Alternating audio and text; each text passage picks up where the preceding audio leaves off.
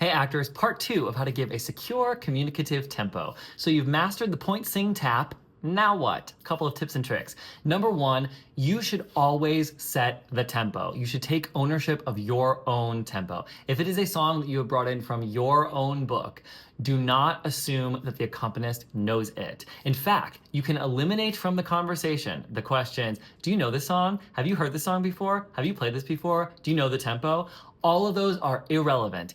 Even if the answer is yes, my interpretation of the tempo might be very different from your interpretation of the tempo, and I want to make sure I'm playing what you want me to be playing. I want to play what you've practiced because it is your audition after all. So always set the tempo. Don't just hand them the music and walk away.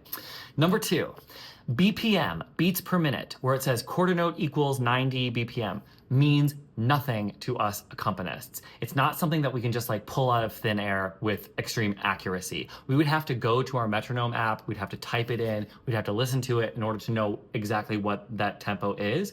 So instead of saying the tempo is 90 beats per minute, skip all that and go straight to point, sing, tap. Set the tempo.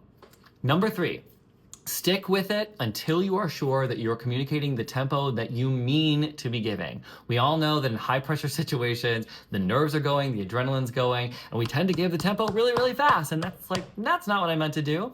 So take the time to get your breath under you, to block everything else out, to hear the song in your head, and then give the tempo. You could always ask the accompanist after you've given the tempo, could you play a little bit of this for me? Hear a couple bars, decide, is that the tempo I meant to give?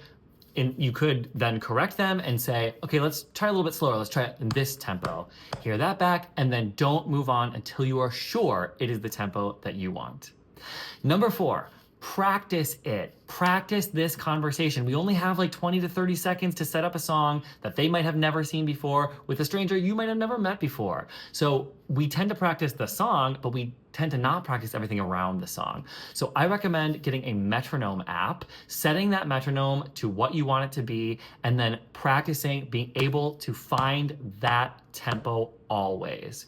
Then when you're in the waiting room, listen to it on headphones and practice giving it again, and then be able to clock, oh, you know what? My nerves are going. I wanted to give it a little bit faster than what this metronome is saying. So I know when I go into the room, I have to sit back in a little bit. I have to relax a little bit and give a tempo slightly under what my instinct, what my adrenaline instinct is. Okay, so you've given the tempo, you're about ready to start your song, and then the accompanist plays the wrong tempo. What do you do? Follow me for part 3.